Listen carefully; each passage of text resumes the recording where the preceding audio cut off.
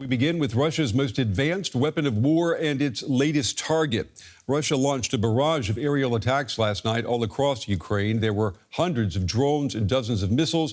There was also the Russian military's new hypersonic Oreshnik missile, used for only the second time since the invasion of Ukraine began almost 4 years ago. Now, that is according to Russian state TV. Ukrainian officials say at least 4 people were killed and 25 wounded in Kyiv. The attack knocked out power and damaged at least 20 residential buildings in the capital. Ukraine's security service said it identified debris from a Russian Oreshnik missile in the western city of Lviv.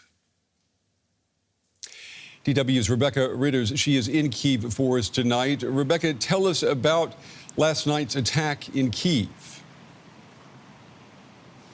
Yeah, it was another incredibly long, loud and terrifying night here in the capital for residents of Kyiv. After what has been a relatively, and I use that term very decidedly because, of course, relative is a term in this context, relatively quiet start to the year. We haven't seen an attack like this for about a couple of weeks at least, and this was one of the biggest in recent times. Of course, you talk about all those Shahed drones being pummeled here, and of course cruise and ballistic missiles as well. We were at one of the attack sites where a Shahed drone hit and 2 people were killed. It was incredible to see the emergency services there working under such terrible conditions. I mean, the weather conditions alone are making it ever more difficult for people to kind of get in and help and try and help. There's thick snow cover and it's incredibly cold, Brent. Sub-zero temperatures, especially at night. 4 people, as you said, died in the capital. 2 were at the site we were at. Another one was a medic,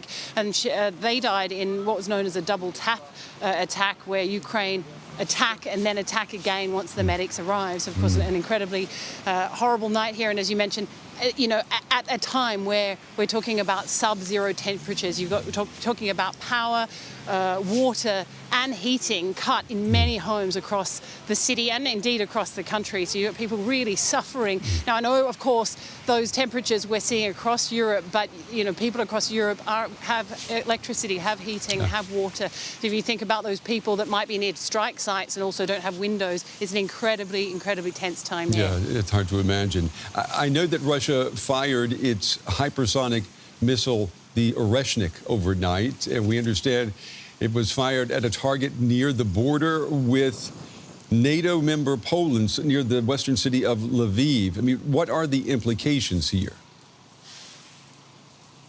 Yeah, as you say, this was this Oreshnik missile hit very, very much west in the western part of the country, near Poland. The images of the hit, they're incredible.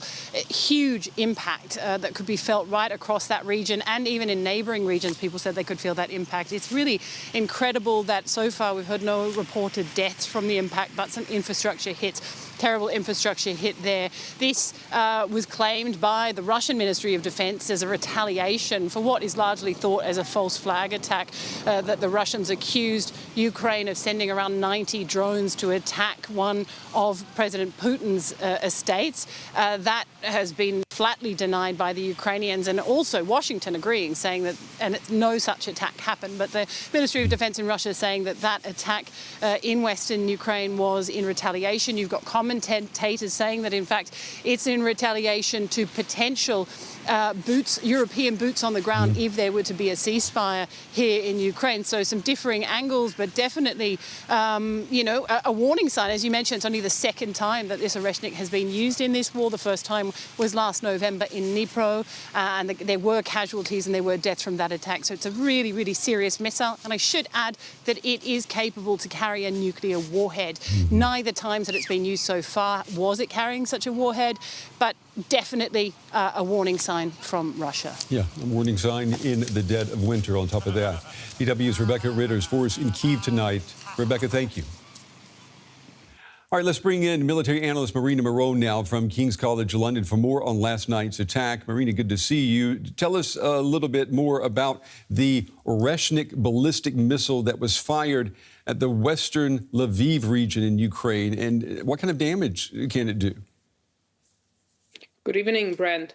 Well, we have seen the first use of Oreshnik back in November 24 against Yuzhmash, and it's a hypersonic ballistic missile, which is classified as an intermediate range missile.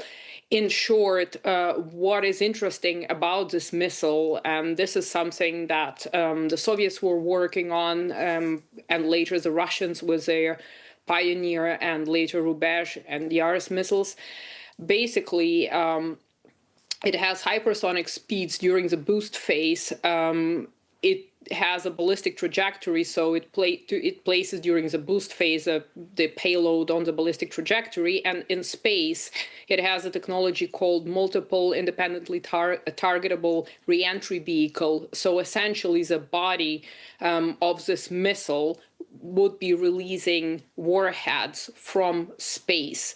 And according to reports, Oreshnik has 6 warheads. So the problem is you have one missile, but you have 6 warheads, and reportedly each of these 6 warheads also can have subordinances, up to 6 subordinances. So you launch one missile and you can hit up to 36 targets. Yeah, Russian President Putin, he has claimed that the Oreshnik has a destructive power similar to that of a nuclear weapon, even when armed with a conventional warhead. Is that true? Well, I don't know about the kind of warheads that it can carry, but certainly it can carry nuclear warheads, which is, of course, worrying if you think of even if one single missile is capable of striking 6 targets. That can do a lot of damage. And of course, the Ukrainian side, for instance, talks about dummy warheads, but even they can, because of kinetic energy, create enough damage. Because, again, we're talking about one missile being capable of striking 6 targets almost simultaneously, which are widely dispersed. And therefore, the areas that it can cover is very large. Russia says that this missile was launched in retaliation against the alleged Ukrainian drone attack on Vladimir Putin's residence. What is Russia trying to achieve here? Well, I think it's a confluence of factors here, because on the one hand, we have the alleged attack on Putin's residence. On the other hand, we have Russia losing its power in Venezuela, and of course the seizure of an oil tanker sailing under Russian flag. So I think striking so close to the NATO border, of course, it is a message. Not just to Ukraine, because possibly whatever infrastructure has been struck, the Ukrainian side didn't specify what it was. Some say it was a gas storage, underground gas storage, as is talk about a drone factory. Either way, I don't think that Oreshnik was needed to strike the target. And certainly this is a message not just to Ukraine, but it's a message to the United States and, of course, to NATO countries, to European NATO countries, which are considering deploying troops to Ukraine. So it had a strategic and informational purpose more than a military purpose, in my view. And let me ask you, before we run out of time, how, if at all, how can Ukraine defend itself against ballistic missiles such as the Oreshnik? Oreshnik is unique in its kind, and the problem of defending against such missile, it has 3 phases. So it has a boost phase, which is very short, and it travels at hypersonic speeds, intercepting the missile before it gets outside the atmosphere is very unlikely. Plus, you would have to know the launch site. Intercepting it in space, again, not something you would have to strike it essentially in space, the post-boost bus, before it releases the warheads. But you have to know when it releases the warheads. And in the terminal phase, you have 6 targets. So even if you intercept 2 of the 6 warheads, the strike is still successful. So that is a problem. And there is no one kind of one-fit-all solution for this issue. And I don't think Ukraine has any capabilities. And the question is, do European countries have the capability to intercept these? And this is a more worrying question for me. Military analyst Marina Miron from King's College London, a very sobering assessment of the situation as we begin a new year. Marina, thank you. Thank you for having me.